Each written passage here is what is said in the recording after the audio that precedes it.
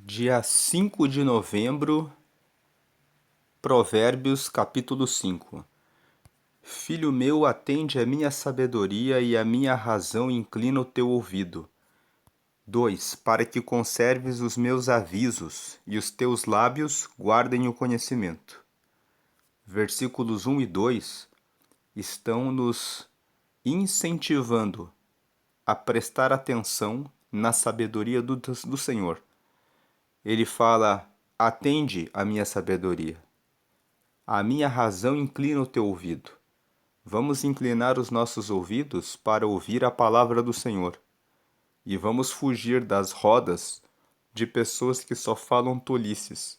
Pessoas que ficam em rodinhas falando mal a respeito dos outros, fazendo comentários fofoqueiros. Pessoas que ficam reparando na roupa das outras pessoas, que ficam reparando e comentando sobre o humor das pessoas, que se for para abrir a boca, para falar alguma coisa a respeito de alguém, que seja para trazer edificação e não para comentar. Você viu a roupa que a pessoa estava usando no culto? Você viu que tal pessoa estava triste? Você viu isso ou aquilo? São comentários que estão reparando nas outras pessoas e não vão trazer nenhum benefício. Que se for para reparar em alguma coisa, que seja para fazer como Jesus fez. Ele via as pessoas sofrendo e ele ia até elas e dizia uma palavra que trazia vida e levantava a pessoa. Então, preste atenção na sabedoria do Senhor, porque essa é a sabedoria do Senhor. Usar a nossa vida e dedicar cada segundo da nossa vida adquirindo sabedoria e ouvindo as coisas ligadas ao reino de Deus para que possamos fazer aquilo que traz mudança e transformação na vida das pessoas. Que cada segundo da sua vida seja para que você pense em ter sabedoria e prosperar espiritualmente em primeiro lugar, porque quando você prospera no relacionamento com Deus, você encontra as saídas da vida. Veja que quando o versículo 1 fala: Filho meu, atende a minha sabedoria e inclina os teus ouvidos para as minhas razões, ele fala no versículo 2 que quando você faz isso, isso vai servir para que você conserve os meus avisos. Nós conservamos no coração os avisos do Senhor quando estamos sempre preocupados e meditando em coisas ligadas ao reino. Que a sua vida seja 100% dedicada ao reino e que durante todo o seu dia você esteja pensando na palavra do Senhor e pensando naquilo que é a vontade de Deus para a sua vida. Lá em Romanos, no capítulo 12, no versículo 2, está escrito: Não se conformem com o presente século. Não sejam iguais às pessoas do seu dia a dia, que vivem mergulhadas em fofocas, mergulhadas em saber o que está passando no programa de televisão ou preocupadas com as coisas terrenas. Muitas ficam preocupadas com o que vou beber, o que vou comer, o que vou vestir? Será que conseguirei pagar as contas no final do mês? Deixe os boletos nas mãos do Senhor. A sabedoria da palavra diz, no Salmo 23, no versículo 1: O Senhor é meu pastor, nada me faltará. Se o Senhor é o teu pastor, então nada te faltará. Mas você precisa fazer dele o seu pastor. E no Salmo 27, nos versículos 1 e 2, está escrito: O Senhor é a minha luz, a quem temerei? O Senhor é a minha força, de quem me recearei? Quando os malvados, meus adversários e inimigos, investiram contra mim para comerem as minhas carnes, tropeçaram e caíram. Creia nessas palavras. Mesmo que você esteja cercado de más pessoas, o Senhor é aquele que te guarda e que fará os seus inimigos tropeçarem e caírem. Essas palavras trazem a sabedoria do Senhor. Então atente para a sabedoria do Senhor. Incline os teus ouvidos para essas palavras, que são as palavras que estão e que são do Senhor, para que você conserve os meus avisos. Esses são os avisos que o Senhor reserva nesse dia 5 para a sua vida. Que Ele é o teu pastor e nada te faltará, que a sua confiança deve estar nele, que todo o seu tempo, toda a sua vida, todos os seus pensamentos e todas as pessoas com quem você se relaciona e se envolve devem estar preocupadas com o reino, e você deve cuidar muito bem do seu jardim. E cuidar bem do seu jardim significa pôr para fora aquelas pessoas que levam você para baixo e que colocam você no caminho do mal. Conserve esses avisos. Que a palavra do Senhor esteja 100% em todo o tempo nos seus pensamentos, para que você conserve os avisos do Senhor e para que os teus lábios guardem o conhecimento. Quando você medita sempre na lei do Senhor, a tua boca vai ter facilmente a resposta para as circunstâncias e dificuldades que aparecerem na sua frente. O Senhor disse para Josué: não pare de meditar nesse livro da lei. Antes medita nele de dia e de noite, para fazer tudo o que está escrito nele, e assim você fará prosperar os seus caminhos. Então, aqui nos versículos 1 e 2, o rei Salomão, que é o autor desse capítulo, fala: preste atenção na sabedoria do Senhor. Incline os teus ouvidos para as razões de Deus, para que você consiga conservar, manter dentro do seu coração os avisos dele, para que a sua boca tenha facilmente a resposta no meio das adversidades e no meio das situações. Quando você faz isso, presta atenção na sabedoria do Senhor, versículo 3, essa palavra do Senhor vai guardar da mulher estranha. Versículo 3, porque os lábios da mulher estranha destilam favos de mel, e o seu paladar é mais macio do que o azeite. 4, mas o seu fim é amargoso como o absinto, agudo como a espada de 2 fios. Ter a sabedoria do Senhor livra você do adultério. O texto está falando da mulher estranha. A mulher estranha é aquela que aparece no meio do mercado, no meio da rua, no meio das praças, no meio de uma viagem que você faz a trabalho, em que você tem que deixar a sua esposa e você vai porque você precisa fazer essa viagem pela sua empresa para resolver alguma situação, e de repente aparece uma colega de trabalho naquele lugar para onde você foi, que você nunca viu na vida. Ela é uma mulher estranha, mas que vem de repente chamando a sua atenção por algum motivo. E muitas vezes surgem pensamentos, porque às vezes o casamento tem algumas circunstâncias difíceis.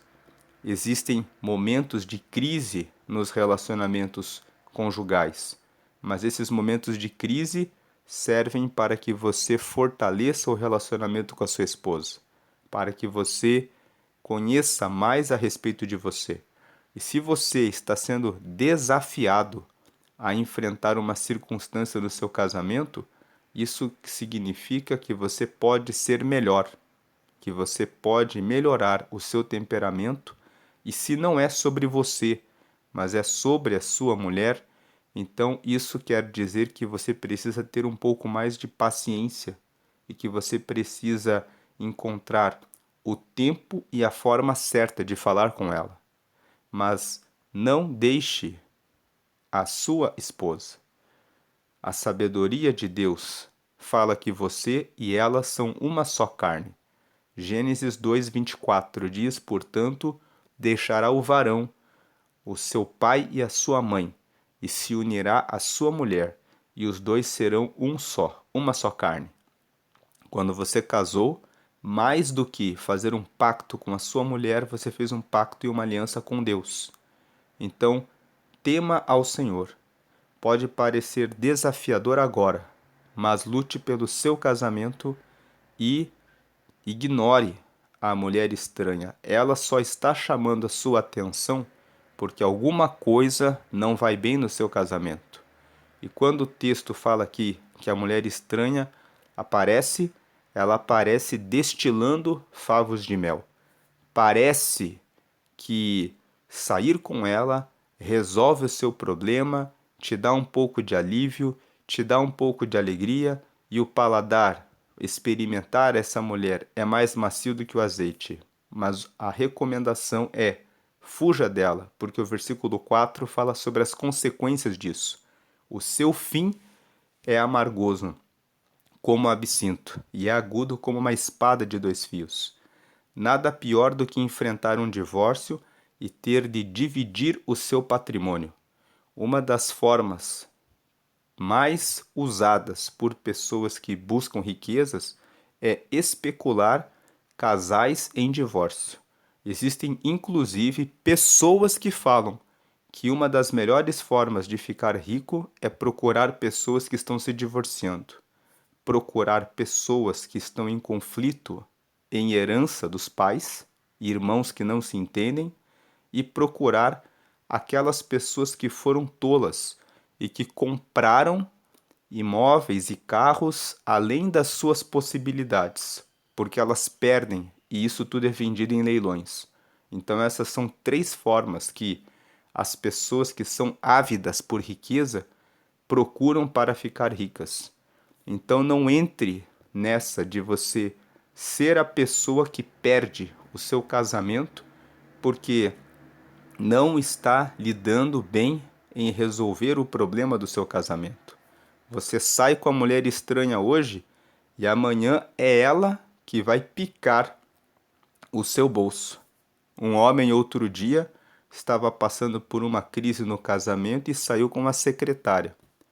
A secretária disse que ele a assediou, porque ele era o patrão dela, e levou o carro de 70 mil reais dele. E ele ainda teve de contar isso para a esposa e ainda piorou a situação, mas ele entendeu que aquela secretária, na verdade, acabou sendo uma pessoa que veio para confundi-lo, para piorar o seu casamento e ainda carregou um patrimônio que para ele era muito importante, porque aquele carro era um carro que ele gostava muito e tinha trabalhado muito para conquistá-lo. E quando o texto fala da mulher estranha, também envolve o homem estranho. A recomendação é para as mulheres, que muitas vezes têm um marido que não está acompanhando as suas ideias. E muitas vezes está havendo algum desentendimento, alguma coisa que você não consegue resolver e de repente você encontra um homem estranho, alguém que aparece no seu caminho que parece mais sedutor, mais atraente, mais inteligente, mais forte e de repente você tropeça pensando que vivendo aquele momento com aquele homem você vai resolver a sua situação. Mas tanto de um lado quanto do outro, o que existe é a sepultura, é a morte. Versículo 5, ele continua falando a respeito da mulher estranha, da pessoa estranha. Os seus pés descem à morte, e os seus passos firmam-se no inferno. O inferno é isso, é você perder o seu relacionamento, é você perder os seus filhos, ver os seus filhos, para os casais que têm filhos, sofrendo. Quantos filhos ficam anos sofrendo? E quantos filhos, por causa de um divórcio, tiveram de decidir: você vai ficar com o pai ou você vai ficar com a mãe? Isso é muito difícil para uma criança. Tem pais e mães que, em processos de divórcio e de separação, fazem um inferno mental, psicológico na vida das crianças, na vida dos adolescentes. E essas crianças e esses adolescentes São pessoas que ficam depois com as suas mentes bloqueadas. Elas ficam no futuro com dificuldade de ver o bem em um casamento. Quantas são as pessoas, e talvez você que está escutando esse vídeo seja uma dessas pessoas, que pensa, eu não vou casar, porque o que eu vi na separação, no divórcio do meu pai com a minha mãe, é algo que foi muito traumático. Eu não acredito no casamento. Uma das frases que essa geração tem falado bastante é: o casamento é uma instituição falida. Mas essa frase está errada, porque quem criou o casamento foi Deus. Deus criou o casamento quando disse que o homem deve tomar a sua mulher e formar uma só carne com ela. Deus mostra que o casamento é criado por ele quando ele preparou Eva e disse: não é bom que o homem esteja só. Vou preparar uma adjutora para que esteja ao lado dele. Quando Deus faz isso, ele está mostrando que o plano dele é que o homem não viva só. Mas os homens têm sofrido e as mulheres também, na busca por alguém. E esse sofrimento deveria ser colocado nas mãos do Senhor e também no treinamento, no conhecimento, na sabedoria do Senhor. Quando nós começamos esse vídeo e lemos os versículos 1 e 2, nós falamos para prestar atenção na sabedoria e inclinar os ouvidos para as razões do Senhor, para conservar os avisos do Senhor e para ter na boca, nos lábios, o conhecimento do Senhor. Se quem busca isso primeiramente tem e encontra o caminho de como escolher uma pessoa. A Bíblia fala muito sobre a mulher virtuosa, em Provérbios, no capítulo 31, dando orientações sobre como você deve ser uma mulher virtuosa e dando orientações para você, homem, de que critérios observar na escolha de uma esposa. A Bíblia também fala a respeito dos critérios para que um homem seja um homem de Deus. Em 1 Timóteo, no capítulo 3, e em 1 Pedro, também no capítulo 3, tanto Paulo, quando escreve a carta para Timóteo, 1 Timóteo no capítulo 3, quanto Pedro, quando escreve a sua carta, descrevem características que uma mulher deve observar em um homem antes de escolher. Mas as pessoas querem observar pelos seus próprios critérios. Muitas vezes querem observar a aparência física, querem observar condições financeiras e econômicas e esquecem de observar se a pessoa tem o temor ao Senhor. Quem medita em Provérbios sabe que logo no capítulo 1, no versículo 7, está escrito que o temor ao Senhor é o princípio da sabedoria. Ter respeito a Deus é o princípio da sabedoria. Se você casa com uma pessoa que tem o temor ao Senhor, a pessoa não vai trair. Não por você, mas porque, antes de tudo, ela respeita a Deus. Mas as pessoas não atentam para esse critério, então as pessoas acabam se envolvendo com alguém que depois não sabem exatamente o que vai fazer. Então, se você observar as palavras da sabedoria e fizer os seus ouvidos atentos a essas palavras e praticar essas palavras que estão descritas em Provérbios, que é a palavra do Senhor, você será bem-sucedido, você será bem-sucedida em relação às pessoas, à pessoa com quem você vai se casar. Então, siga a recomendação do Senhor e fuja da mulher estranha e também do homem estranho, porque os seus pés descem para a morte. Eles vão levar ao seu divórcio, à sua separação, à divisão do seu patrimônio e ao sofrimento dos seus filhos. Dos seus filhos. Porque os passos dessa pessoa se firmam para o inferno. E essa mulher estranha que aceita o relacionamento com alguém que é casado, esse homem estranho que aceita o relacionamento com uma mulher que é casada já mostra, quando aceita o adultério, que é uma pessoa que não tem os valores do Senhor e que está ali amando do inimigo. E João capítulo 10, no versículo 10, está escrito que o ladrão, o inimigo, ele vem para roubar, matar e destruir. É a mulher estranha, é o homem estranho que estão ali, à espreita, para roubar o seu casamento e o seu futuro, para matar a vida dos seus filhos, a esperança deles no casamento e na felicidade, e para destruir e arruinar o seu patrimônio e tudo aquilo que você conquistou com a sua esposa, com o seu marido, para a vida de vocês. Versículo 6. Ela, a mulher estranha, ela não pondera, ela não pensa a respeito da vereda da vida. As carreiras dela são variáveis e não as conhece. Inclusive, estamos vivendo dias em que há pessoas que são convictas de que não vão se casar, que elas vão ficar apenas se envolvendo com homens casados. E, inclusive, tem homens também que vivem só de saírem com mulheres casadas. E eles dizem: é bom sair com as pessoas casadas porque elas nunca vão nos denunciar. Nós não temos dores de cabeça quando estamos nos envolvendo com uma pessoa que é solteira, que vai fazer cobranças, que vai nos incomodar, que vai nos perturbar. Então nós só queremos aquilo que nos satisfaz, aquilo que nos interessa, coisas que são ligadas ao nosso próprio interesse. Essas pessoas não pensam na vereda da vida. Elas não pensam na palavra do Senhor. Elas pensam apenas no seu próprio interesse, no seu próprio prazer.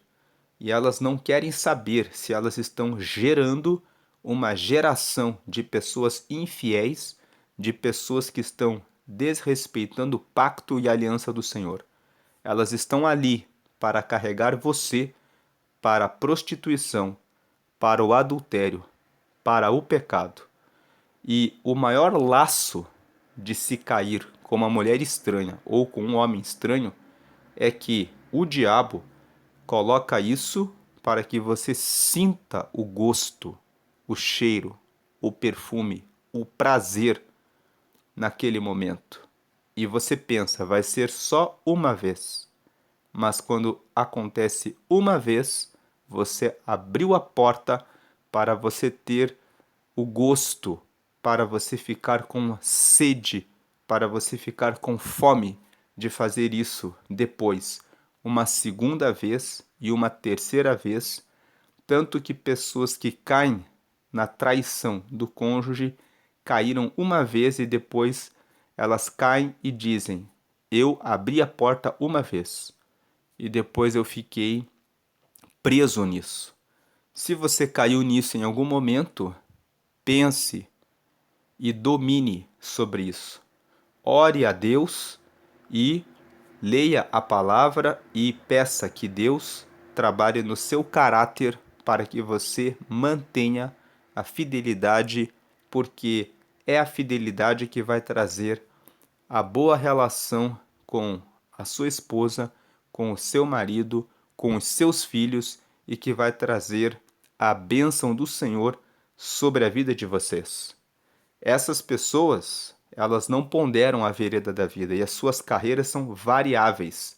Ora saem com um, ora saem com outro. O que importa para elas é a vida delas e eles não estão nem aí para os seus filhos, para o seu casamento, para o seu patrimônio, para a sua vida.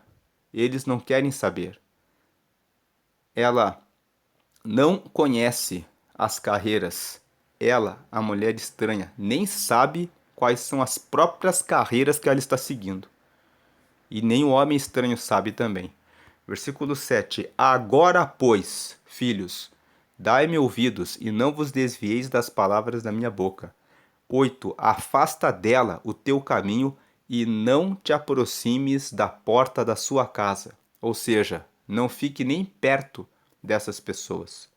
Se você olhar para uma pessoa e essa pessoa chamar a sua atenção e você sabe que essa pessoa não tem o temor ao Senhor e não tem aliança com Deus, nem chegue perto. Para que você vai ficar brincando com fogo? Para que você não dê aos outros a tua honra e nem os teus anos a cruéis. Uma pessoa que se envolve com a mulher estranha, uma mulher que se envolve com um homem estranho depois, fica mal falado, fica mal falada. As pessoas apontam o dedo e falam: olha ali aquele que traiu a esposa, olha ali aquela que traiu o marido. Você não precisa ter o seu nome arruinado por causa de um minuto de bobeira, um minuto que você não prestou atenção em relação ao seu relacionamento. Não dê bobeira. Como dizem por aí, não seja tolo de se deixar carregar para um relacionamento que não vai durar toda a sua vida e vai arruinar aquilo que você está construindo, aquilo que você tem feito na presença de Deus.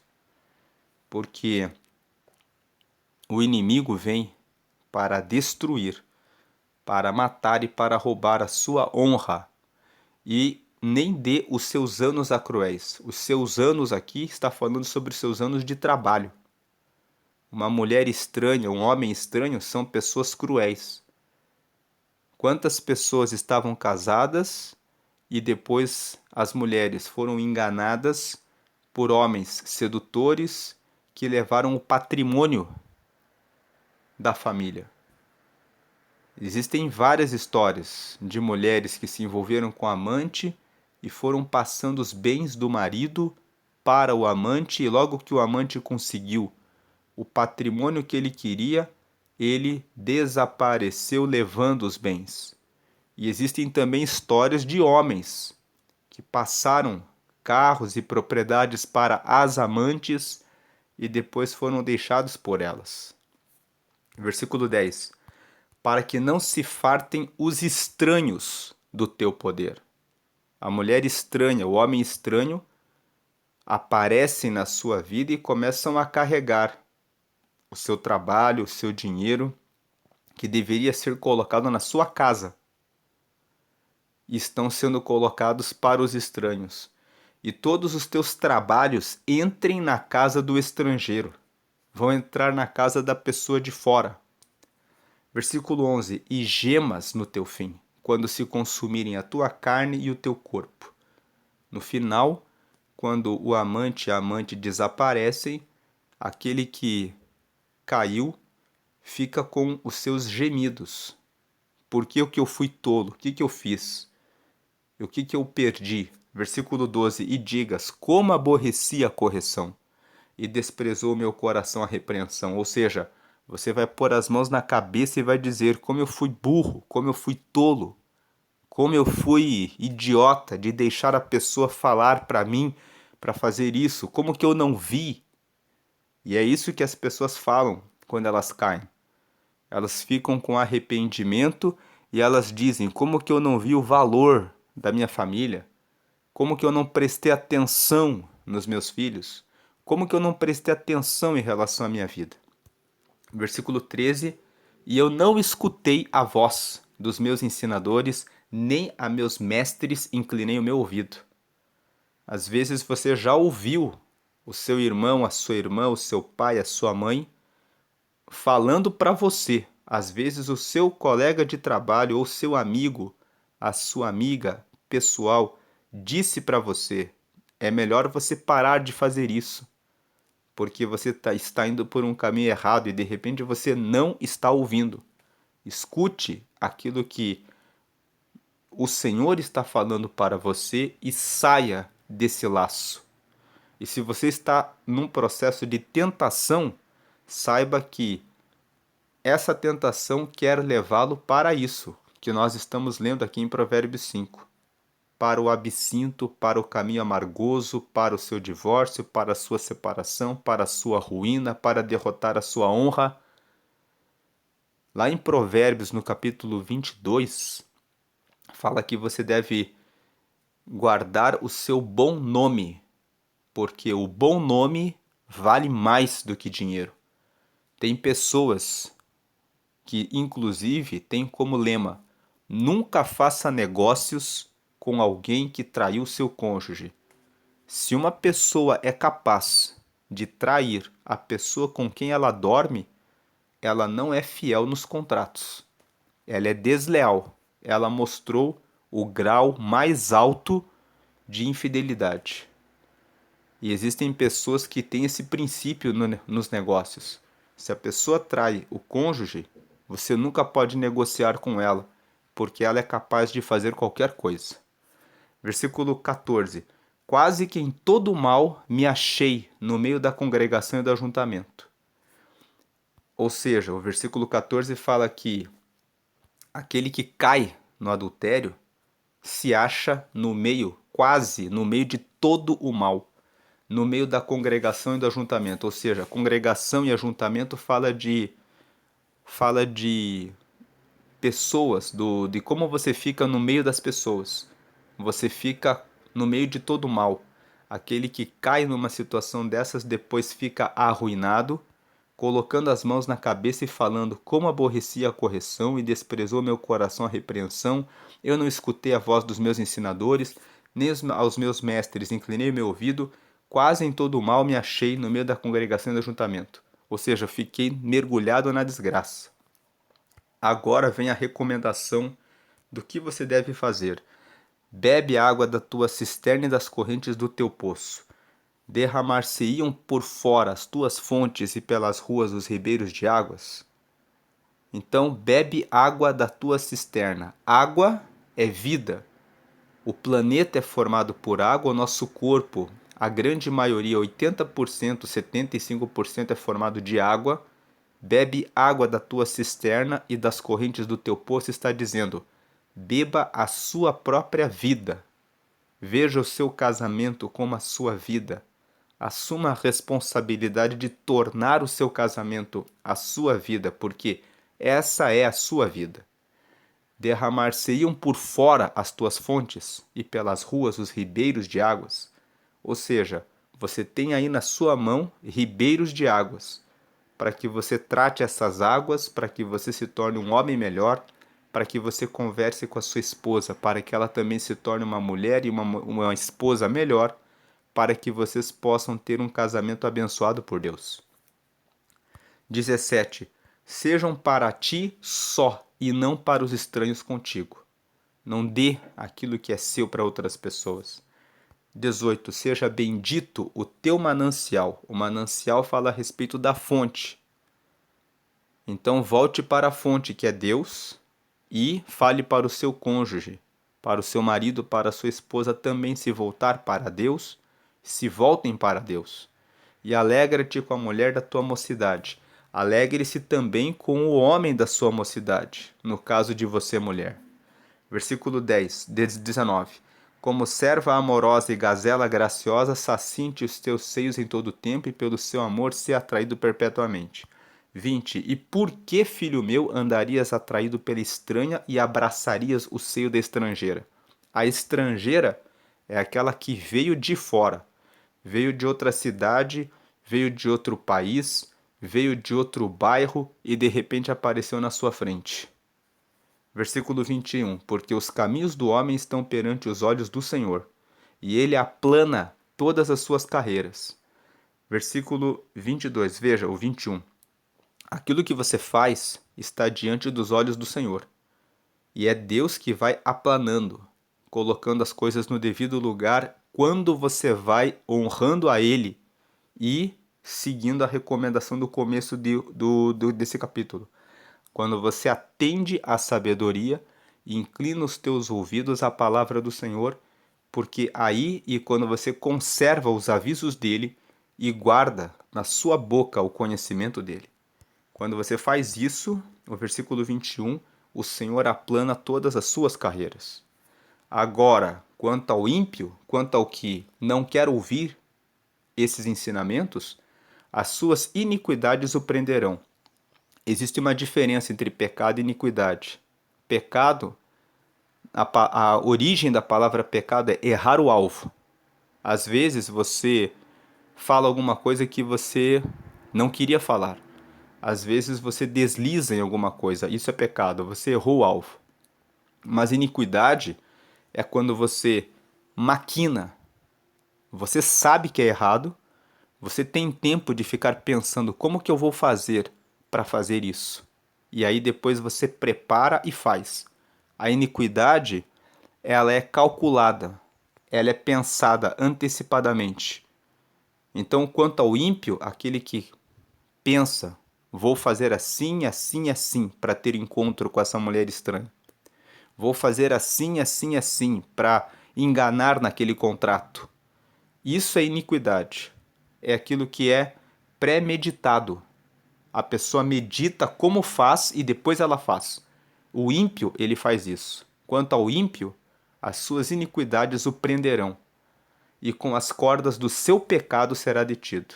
Ele pensa, e aí ele vai e desliza também, e ele vai se prendendo com cordas e cordas, porque primeiro ele se envolve com uma pessoa que ele projetou, articulou, e depois começam a aparecer outras pessoas. A pessoa que premedita em como pecar, em como fazer a coisa errada, ela erra uma vez e depois começam a vir oportunidades.